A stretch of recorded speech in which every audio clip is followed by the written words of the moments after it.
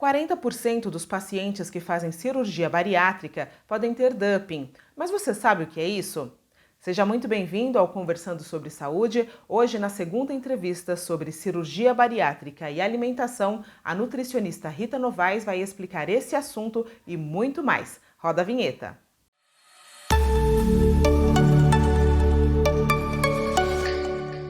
Olá, Rita, voltamos para a segunda parte da entrevista sobre alimentação pós-cirurgia bariátrica, né? Mais uma vez, obrigada pela sua participação.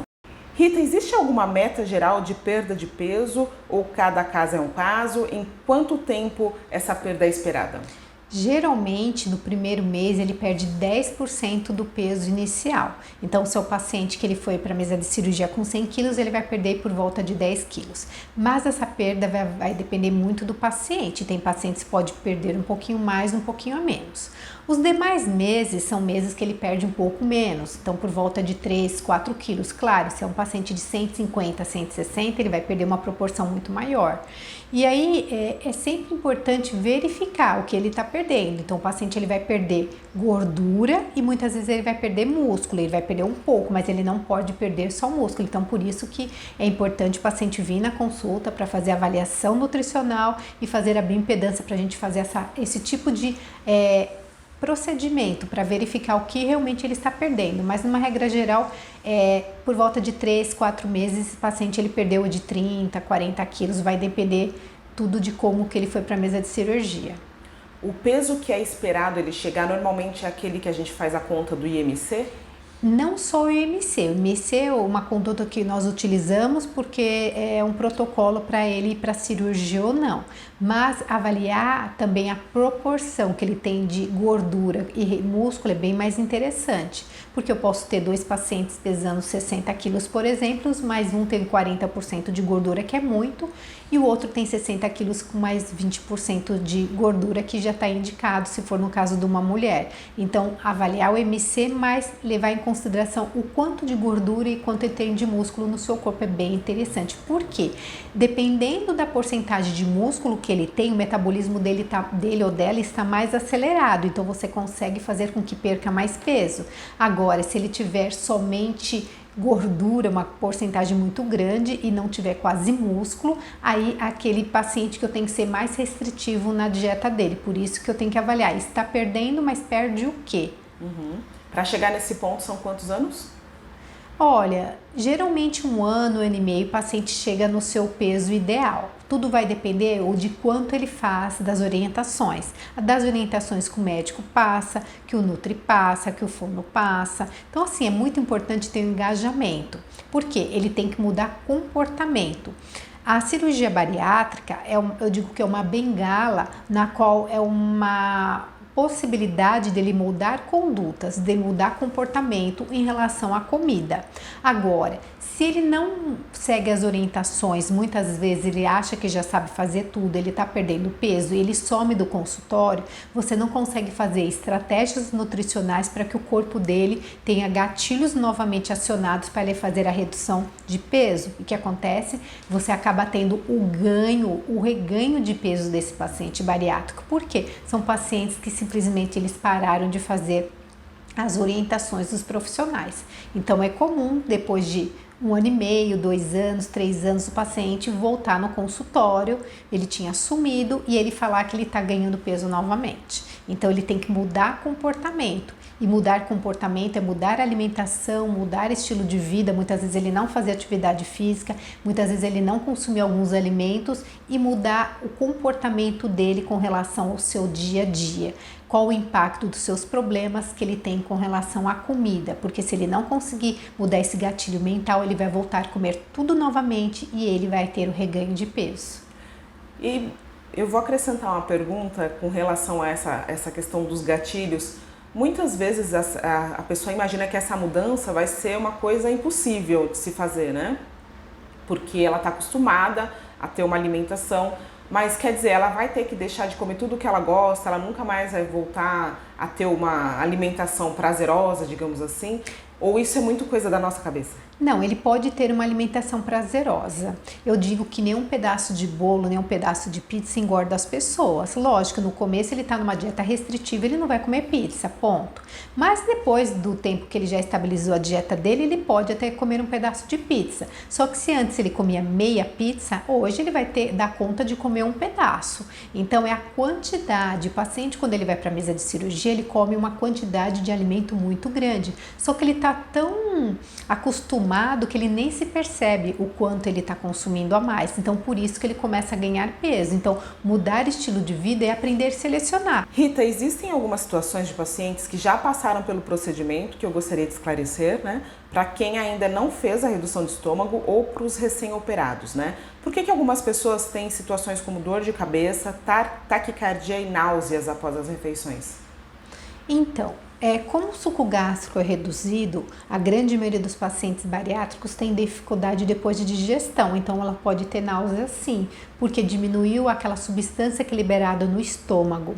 A questão da dor de cabeça, se você não fizer uma digestão de forma adequada, ela pode gerar também a dor de cabeça.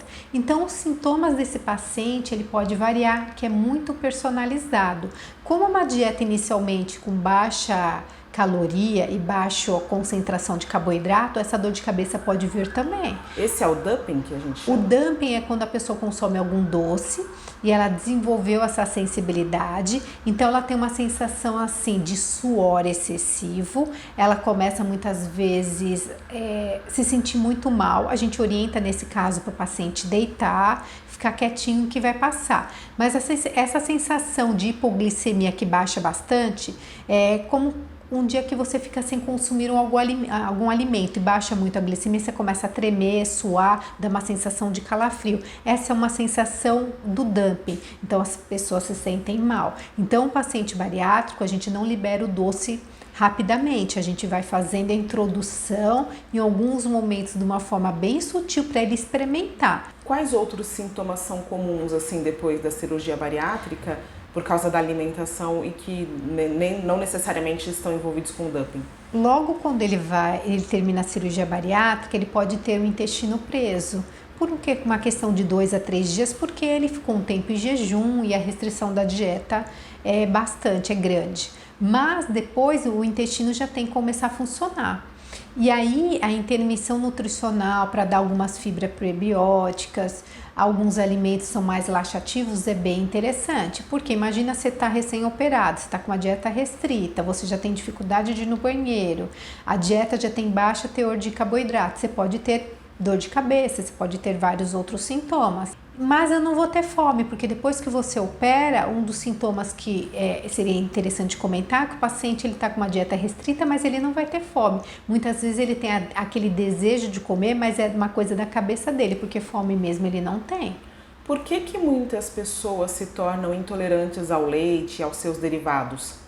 Então, a grande maioria das pessoas tem sensibilidades à lactose. Conforme nós vamos vivendo e envelhecendo, todos nós vamos diminuir essa absorção da proteína, do leite, da lactose, que é um açúcar do leite. Mas, como essa secreção de enzimas é reduzida, então ele vai apresentar a sua maior sensibilidade depois da cirurgia bariátrica. Mas tem grande maioria dos pacientes que eles têm sensibilidade à proteína do leite, que é uma enzima diferente da lactose e que na verdade ele vai ficar mais evidente depois que ele fez a cirurgia. Por quê? Porque o estômago dele não vai digerir o alimento da forma que é antes.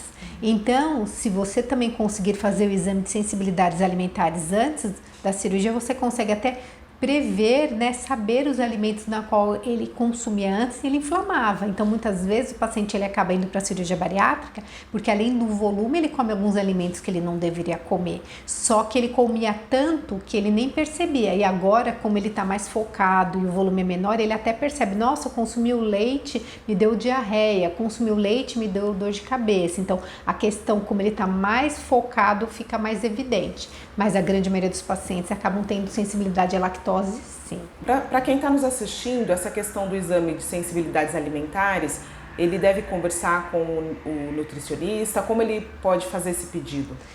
O ideal é procurar um nutricionista funcional porque ele sabe como solicitar esse exame, sabe como identificar também a conduta.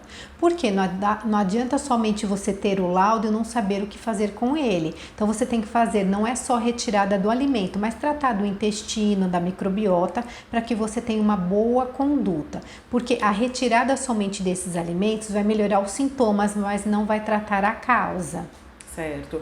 Com relação ao reganho de peso, quais são, digamos assim, os principais vilões, né? O álcool, por exemplo, contribui bastante? O álcool, o refrigerante são grandes vilões. Por quê? Porque são alimentos líquidos que descem fáceis, né? Como eu falei várias vezes, o paciente bariátrico ele tem dificuldade de digestão, então muitas vezes aquele refrigerante ele acaba introduzindo pós-refeição para que ele tenha uma sensação de fluidez daquele estômago, daquele alimento. Então isso é um grande vilão. O álcool é o campeão, porque o paciente ele muitas vezes não estava acostumado a beber e ele começa a desafogar os seus problemas emocionais na bebida alcoólica. E o álcool desce fácil, né? Então aí ele consome de uma forma exacerbada e aí como o álcool ele sobe muito alto, muito rápido para o paciente bariátrico, esse paciente pode se tornar sim um alcoólatra se ele não fizer todos os tratamentos que ele deve estar fazendo. E ele vai ser,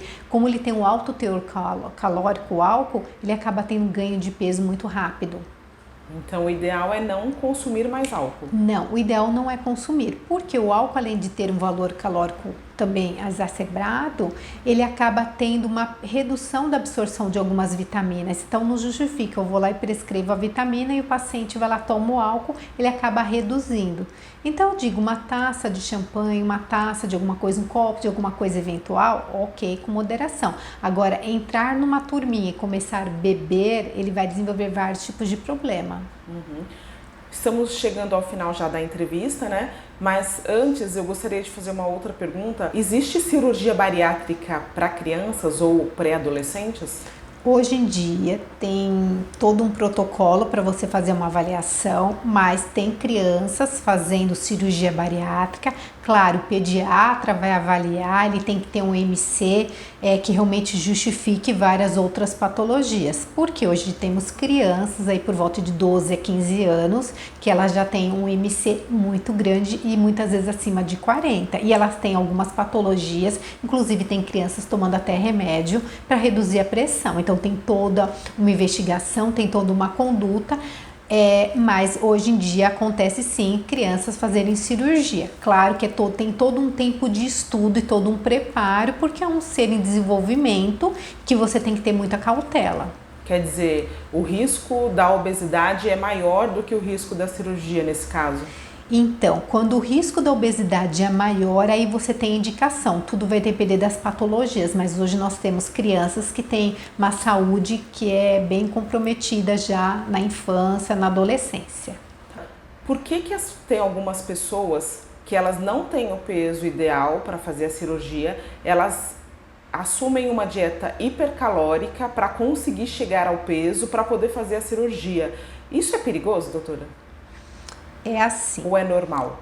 Não, não é normal, é perigoso. É que acontece, acima de 40, tanto o SUS como os convênios acabam aprovando a cirurgia. É que você faz todos os laudos, todos os profissionais vão fazer a recomendação, orientação. Só que tem alguns pacientes que têm algumas comorbidades, algumas patologias, como diabetes, gordura no fígado, artrose e por aí a vida segue. Só que às vezes, por uma questão de quem está fazendo a auditoria dessa documentação, acaba não aceitando.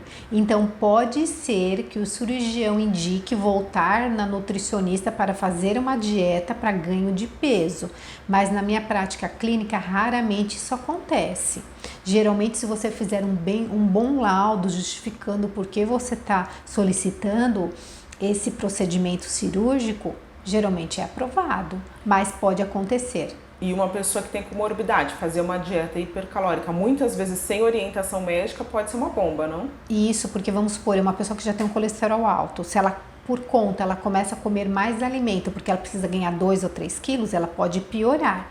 Mesmo porque O anestesista ele vai fazer a avaliação dele, então assim, eu não posso subir muito o MC porque eu tenho riscos que o cirurgião, o anestesista sabe muito bem, mas assim, na prática clínica é difícil hoje em dia isso acontecer. No passado, por uma falta talvez de experiência dos profissionais, a conduta era mais frequente, hoje em dia é mais difícil, hoje um bom laudo acaba passando, porque assim, se o paciente ele já tentou pelo menos 2 anos fazer a orientação nutricional, ele já usou remédio, ele já passou nos outros profissionais e não resolveu, e você tem um histórico, uma justificativa, você tem todos os exames comprovando a necessidade, geralmente ele consegue a operação. O que não der é assim, o paciente chegar no consultório, ele não tem nenhum histórico, tanto no convênio como no SUS, eu quero perder peso, faz o laudo aí. É claro, as pessoas hoje em dia conseguem ter acesso às informações, então a pessoa percebe que a pessoa nunca tentou nada e quer operar, então eu vou te dizer que aí realmente é mais difícil da pessoa conseguir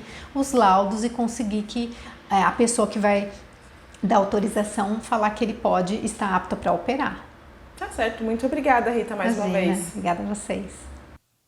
Se você gostou da entrevista, não esqueça de se inscrever no canal. Aproveite, curta esse vídeo e deixe também um comentário. Se você acha que ele pode ser importante para as pessoas que você conhece, não deixe também de compartilhar. Foi um prazer ter você aqui comigo no Conversando sobre Saúde. Até a próxima entrevista.